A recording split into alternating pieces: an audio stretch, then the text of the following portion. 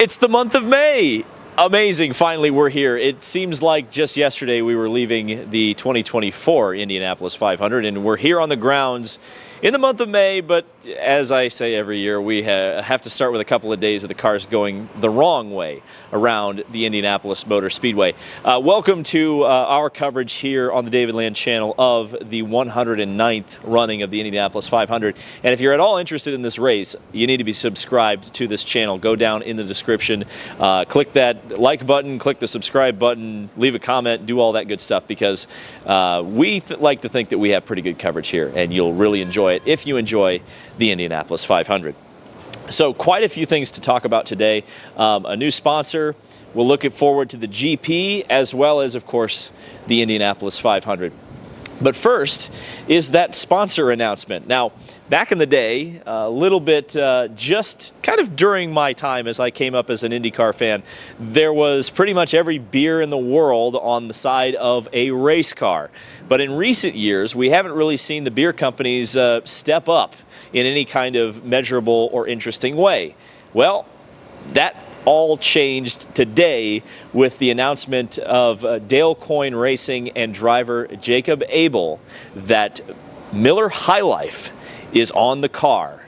Here's the story. All right, Jacob, it's rare we see such a huge consumer brand that you can buy in any store on a race car, and it's on yours. What does this mean to you? Yeah, it's fantastic. I'm super happy to have Miller High Life on board. It's a super special experience. You know, it's special for me to even be attempting to make the Indy 500 as a rookie in the first place, just because of I've grown up here. I've gone to the past 12 Indy 500s in a row. I've been a true fan of the sport, so just to be a rookie trying to make the show in the first place is really cool. But to have Miller High Life behind me, and such an iconic brand and such an iconic piece of Indy 500 history with me along for the ride makes it even that much more special.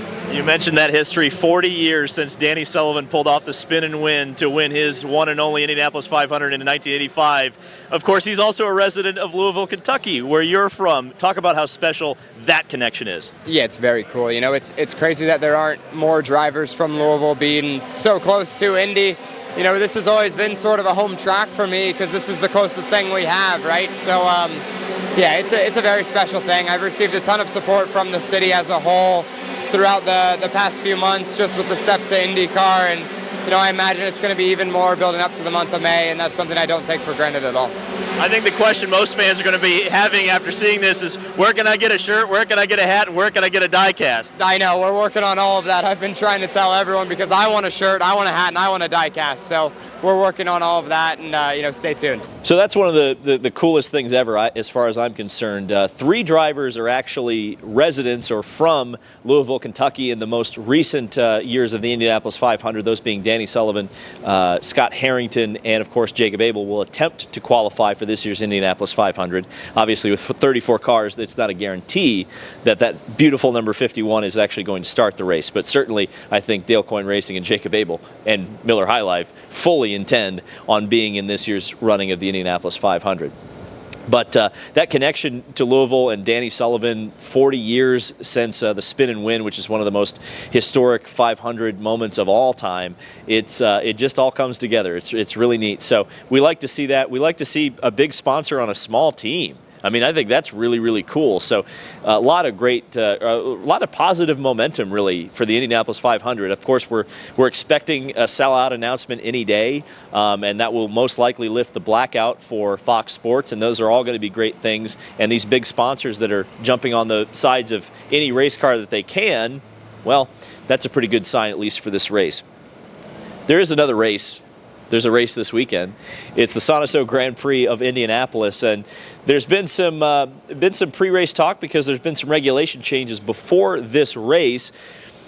Difference in tire allotment this weekend, potentially more pit stops, or actually almost certainly more pit stops in this race than we have seen in others. And I wanted to ask the drivers what they thought about that. We had the top 5, technically the top 6 in points, at our disposal today, and we got into talking about that, and I asked Alex Polo a pretty hard question too. I think you'll like it. For everybody, new tire regs this weekend, an extra pit stop at least. What do you see? Do you see maybe short filling cars running with a light tank, And will that help on, say, new reds to potentially make moves that you wouldn't have been able to at, say, Barber and any of the other races this season?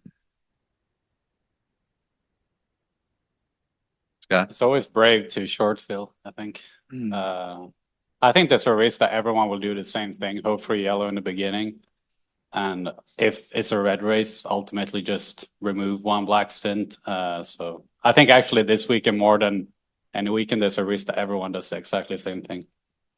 So I think then a follow-up question to everybody, do you think that these changes kind of take the emphasis off the driver and maybe put it more on the pit crews and the timing stance? Is that fair to assess, or is it the opposite of that? I don't know. I think there's a lot of cars out there that are on the black tire that they're not as good as they are on the red tire, or vice versa. And I think that's going to be probably really interesting for everyone to follow, is just how people look after their tires, and how they play that into their own strategy. Yes, it puts some emphasis back into the team and what they call, but ultimately, the red black tire thing, that I guess you're trying to see a bit more disparity rather than just running the worst tire for like 6 laps as a yellow to pulling it off and then putting reds or blacks on for whatever the best tire is for the rest of the race. So I think I'm excited. I mean, we did discuss this earlier in the season. We all said no to it, so it's kind of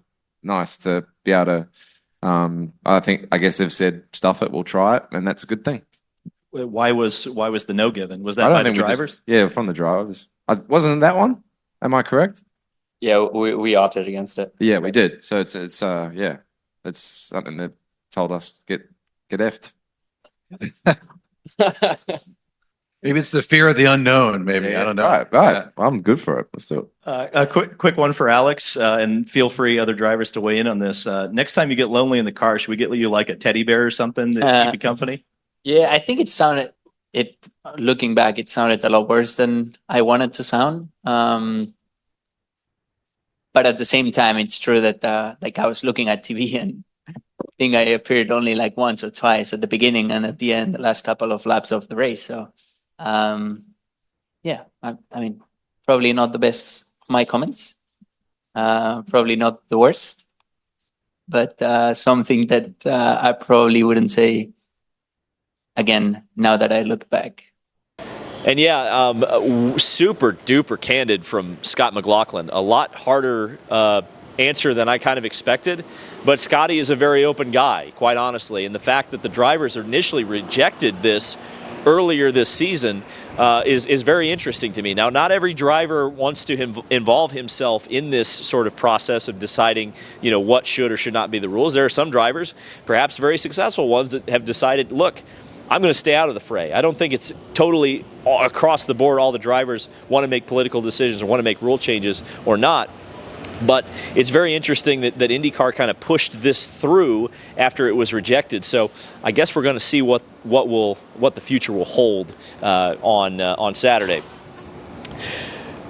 We've talked about it in the past, in the last video in particular. Move over Formula E. IndyCar is the greenest series in the world. And when I say that, it's because there's been more green flag laps run this season than any season that I can remember in my lifetime. Aside from the first lap crash at St. Petersburg, which involved Will Power and Louis Foster and Nolan Siegel, there has not been a lap of caution flag the entire rest of the season. And this is a race that I believe, if it wasn't only one caution last year, I believe this race ran caution-free last year, the Indy GP. So there's a potential that we're going to see a, fourth race in a row that will be run caution-free, which would be absolutely mind-blowing if that's what happens. But again, the change in the tire rule, like I spoke about, where you're going to have to run 2 sets of the alternate red-walled soft tires, as well as 2 sets of the primary black-walled harder tires. And the idea is there, as you kind of heard from the drivers, the idea is hopefully that it's going to mix the show up a little bit. If you get an early yellow, which I think we've probably been quote-unquote hoping for in the last couple of races, you might see some real wild strategy changes. But you heard from Felix Rosenqvist in that press conference that he doesn't think it's going to change at all. He thinks everybody's going to be on the same strategy.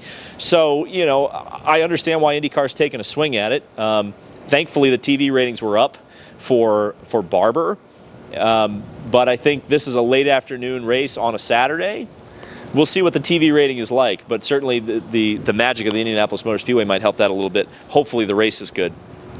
And of course, the hybrid is another factor in that. I don't know how much of a factor. There's different schools of thought. But anytime you add weight to a race car, and that was part of why I asked the question about short filling the car, is if you maybe take some weight out of it, even if it's just fuel weight, do you have more maneuverability with that machine, be able to make a pass easier? In terms of drivers, obviously we know Alex Palou looking for his 4th win in 5 races. It would be his 3rd Indy GP win in a row if he were to do that, and his 2nd win in succession in the season, like I said, 4th overall, which would be absolutely unbelievable. So who can beat him? Well, he has been beaten this year, but it took a perfect race out of Kyle Kirkwood to be able to do that at Long Beach. So the question I have is, with more pit stops, and Tony Donahue gave a great quote for Alex Palou's pit crew and timing stand. They're the perfect 10s, including Alex Palou in that. How can you beat the perfect 10s with more pit stops? That's going to be the question. Which team will be able to step up? It will be a total team effort, regardless of who wins the Indy GP. But let's talk about the meat of the issue. I think we're all excited for the Indianapolis 500 and the 109th running. And there are 34 cars on the entry list, and you know what that means. That means somebody, anybody, could be going home from the Indianapolis 500 and will be going home. Now, obviously, it takes a lot of money and time and effort and a lot of luck to get to the Indy 500 entry list as a driver and as a team and as a car owner. But once you get here, it's, in terms of major sports, it's as egalitarian as it gets. There are no guaranteed starting positions in this race. Scott Dixon, Alex Palou, Helio Castroneves, Joseph Newgarden, the twice defending winner, could be sent home if their weekend, on qualifying weekend, doesn't go to plan. And that is the tension that surrounds this fabled over 100-year-old facility. And that's why we like the Indianapolis 500 so much. I mentioned Joseph Newgarden. That's probably one of the biggest stories going into this. It probably is the biggest story, quite honestly, at least in terms of the driving talent.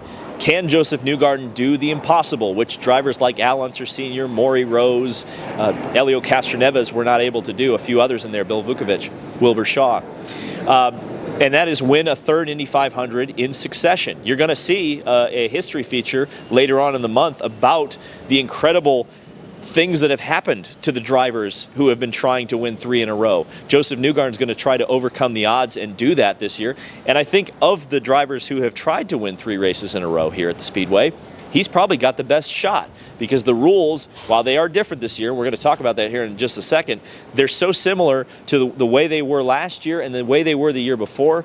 We can almost guarantee going in, without having seen a lot of cars on track, that Joseph Newgarden is going to be one of those drivers at the front towards the end of the race.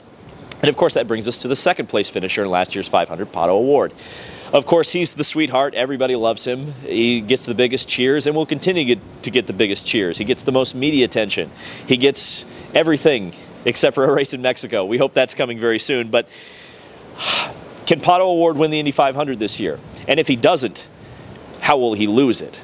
I think that's the most succinct way I can talk about Pato O'Ward right now. And of course, there are a few other storylines, drivers who have either not won the Indy 500 in a while or are going for historic marks. Scott Dixon, in what is it, 22 starts at this point, only has 1 win. Helio Castroneves going for his 5th. Kyle Larson and the double, he's back. Potentially and almost certainly the last double attempt, at least for a couple of years. We don't really see a lot of drivers out of NASCAR that would potentially be able to do it. We don't see a lot of IndyCar teams that would be able to pull it off. So enjoy this while it lasts. Of course, he's the defending winner of the Brickyard 400. This is the first time we've ever seen a Brickyard 400 winner return here to the Indianapolis Motor Speedway to drive an IndyCar, not a stock car. And so he also has to actually do the double. He didn't do the double last year. He picked the Indianapolis 500 over the Coca-Cola 600. That won't be the case this year. If Kyle Larson has to miss the race, his car will start last, and it will be in the hands of Tony Kanaan. We expect Tony Kanaan, by the way, will do a rookie test at some point, or I guess a refresher test at some point during the month, most likely on Tuesday, the opening day of practice on the oval. to get up to speed and just in case be ready to jump in that car and race it on race day. A couple of other things noting Kyle Larson. You go back to the open test, which also featured a high boost session. Kyle Larson crashed his car in turn number 1. Now, it wasn't a very hard hit. He got that out of the way, and the car was actually repairable by the end of the day, but they sent Kyle Larson home. No reason to push the envelope. But Takuma Sato, one of the fastest cars that was here on the grounds in late April, he crashed it in turn 1 trying to put together a qualifying sim, tubbed the car. They have gone to a backup car. So Takuma Sato is a true wild card. We don't know what kind of speed that machine has coming back here to the Indianapolis Motor Speedway. And probably the biggest story, and the story always seems to be at the Indianapolis 500, the evolution and the change of the cars. And obviously they haven't changed all that much in the past few years, but a big weight is sitting in the back of the cars, and that is the hybrid. How is it going to affect the racing? The extra weight is obviously going to change the vehicle dynamics. We're not sure exactly how much. About 60 horsepower when you pull the paddle to activate the hybrid. When will you use that? Could the hybrid and net usage be the difference between a pole position or third place on the grid? Could it be the difference between starting 33rd and being on your way home early on qualifying day? And of course, think about the last lap. Do you save the hybrid and where do you use it? The pass for the win the last 2 years has come in turn 3. But if you burn the hybrid juice, you're not going to be able to regen coming out of 4. Will someone take advantage of that? There are some exciting elements to that hybrid system. I don't want to just totally be negative about it. There is the sense of the unknown, which is what this place is all about. We're looking forward to telling those stories. Thank you guys so much for watching. This has been David Land on YouTube. Things start at the Indy GP tomorrow. We have 2 days of that.